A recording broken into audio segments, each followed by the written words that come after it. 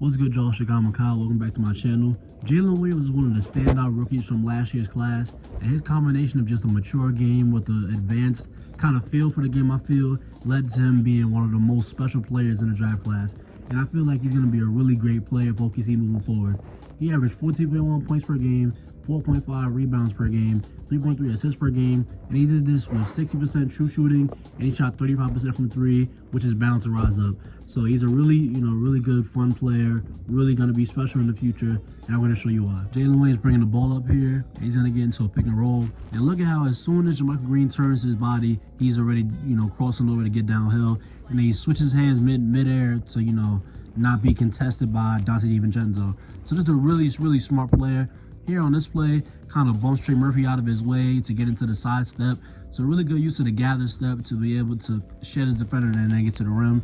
Here, we just see him kind of blow downhill, and he's not afraid to, engage in some contact, and he's able to finish the layup through the Portland defender right there. Here we see a little bit of the off-ball stuff, and then he's just lingering around the rim. And he was really good, kind of just around the rim. A lot of sneaky dunks that he picked up this season. Really good stuff from Jalen Williams. Here, once again, we see him just getting downhill. Once again, forcing his way into the contact, finishing through the contact. Really great stuff from Jalen Williams. And then here on this play, we see Jalen Williams isolated with Kevin Huerter. And you just see the speed that he has off the dribble as he just burns Kevin Huerter right down. And his game is not just really predicated on speed, but it's a lot of touch. And we see the athleticism that he has right there as he just blows by downhill to get the dunk.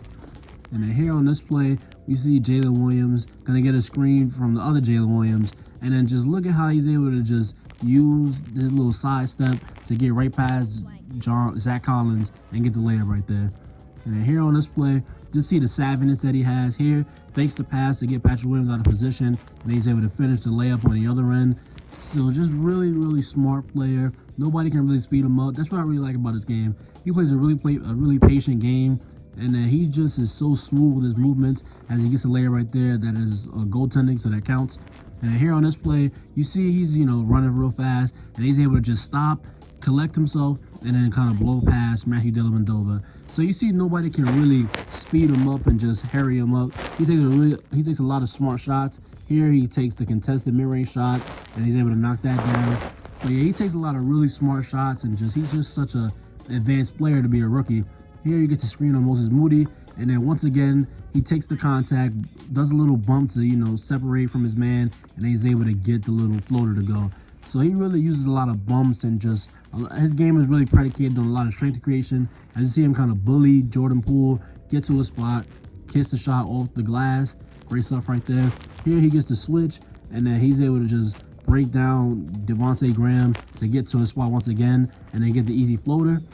Here on this play and kind of transition against the Lakers, you see he just bumps Wayne Gabriel out of the way, and then he's able to get the and-one layup. So his game is really based around contact, and I really like that.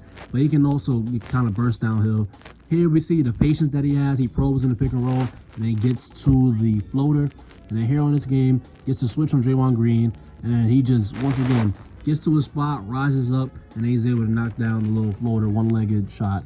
Here on this play, Mikal Bridges on him. He gets the screen, and then once he has that angle, that's another thing. He's really good at attacking angles, and I feel like he's really good at, once he has an angle, he's able to really get past somebody here. He just, once again, gets a great angle on JT Thor, and then kind of does a little sweep-through swim move to get past him and finish the layup at the rim. And then here on this play, gets a switch once again, and then he's just gonna really strong crossover, stop on a dime, and then just get right to the jump floater. Great stuff right there. And then here on this play, he's gonna get a screen, get another switch, and then just look at the way he can just effortlessly change directions, get to a spot, knock down the mid-range shot. Here on this play, once again against the Lakers, and he drags Wayne Gabriel back out. Once again, a lot of bumps. He stays patient, spins the other way, and he's able to finish the layup. So just a really mature, advanced game for a guy who's so young and just being a rookie here.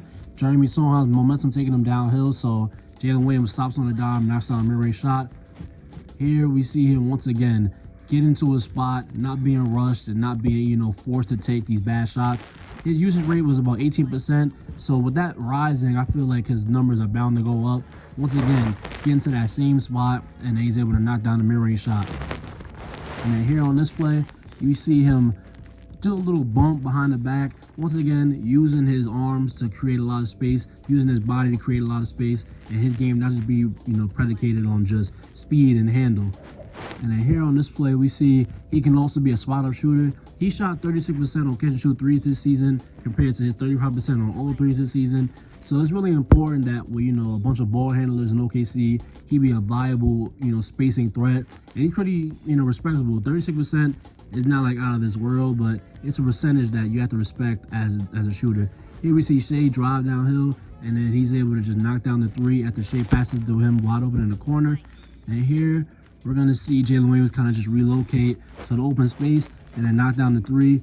And you see in the NBA this season and just overall, it's really important to have a lot of spacing. And to be able to knock down shots is really important when you have a bunch of ball handlers next to you. And here on this play, we see he's going to be attacking Benedict Mathurin. He gets the switch on Buddy Hield. Little in and out to get Buddy Hield, kind of off balance. And it's just a great finish. And I feel like a lot of his finishes are just really require a lot of soft touches, a lot of underhanded kind of hook shots and finger rolls. Here on this play, once again, just gets to his spot and does a little floater over Dennis Schroeder. Here, once again, we see him use a crafty hander to get downhill. And then the underhand shot as he's going like full speed. So just really, really great touch. And then here on this play, a little misdirection, and he's able to get downhill and get the layup over Zach Collins. And then here on this play, we see he bumps into Jones Valanciunas. Obviously, he doesn't go anywhere. So he just spins off of him, and in one motion, is able to get a running hook to go. So just a really old school kind of game as well. That's what I really like about his game. It's just, he has a lot of counters to everything. And even when you think you got him, he's really just under control. Here, you see the little gather move, and then he's able to get a little running kind of hook shot over two defenders. Just really special for a young guy. And then here on this play, you see you leaving too much space. He has no problem just knocking down the mid-range shot. So he's just a really solid threat from, getting to the rim, knocking down the three, and getting to his own shot in the midi. And like I said before, you're not going to speed him up. He just kind of just slows down, and he's able to get right past him, Hardaway Jr. Not sure what he was doing there, but great stuff from Jalen Williams. Here, isolation with Anthony Simons, and he has Anthony Simons on his hip, so he just gets to his spot, does a little pump fake, and he's able to get the floater to go right over Anthony. Here on this play, we're going to see, once again, the great athleticism he has. He's going to blow right by Blake Griffin and get to the dunk. Great stuff right there. So he's just a really kind of savvy player. Like I feel like I keep saying that, but really savvy here. Stays on his pivot, is able to spin and get the underhand layup to go. Great stuff right there from Jalen Williams.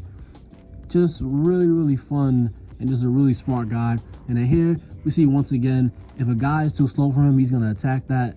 And that's just, great stuff right there.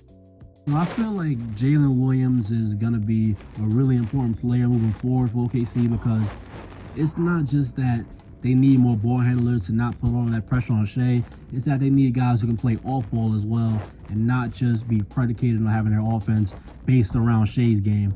So I feel like he's a guy who can get to his own shot. He doesn't take a lot of bad shots. And as long as he can just kind of progress normally as a rookie, I feel like next season is going to be a really big year for him. You might even see him touch maybe 18 or 20 points per game. But he's just a really smart player. And I feel like as his game ages, he's going to be really important to the OKC Thunder. So if you saved this video, thank you. Don't forget to like, comment, and subscribe. And I'll see you on the next one.